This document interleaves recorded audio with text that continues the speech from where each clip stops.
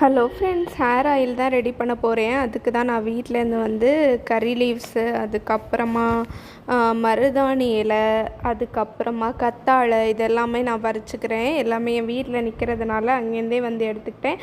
அதுக்கு கூட வந்து வெந்தயம், அதுக்கப்புறம் சின்ன வெங்காயம், நெல்லிக்காய், அப்புறம் கருஞ்சீரகம், கொஞ்சமாக கிராம்பு, இதெல்லாம் வந்து சேர்த்துப்பேன். இந்த வாட்டி இது கூடயே வந்து இது பேர் வந்து வேம்பாழம் பட்டை, அந்த ரெட் கலரில் இருக்கிறது. இது கூடயே நான் செம்பருத்தியும் சேர்த்துப்பேன். அது இல்லை, அதனால் அதை சேர்க்கலை. ஸோ இதெல்லாம் வந்து எண்ணெய் கொஞ்சமாக காஞ்சதுக்கப்புறமா அதோட சேர்த்து காய்ச்சி எடுத்துட வேண்டியதான். இந்த கலரில் இருக்கும். இந்த வேம்பாழம் பட்டை போடுறதுனால தான் அது இந்த கலரில் வருது.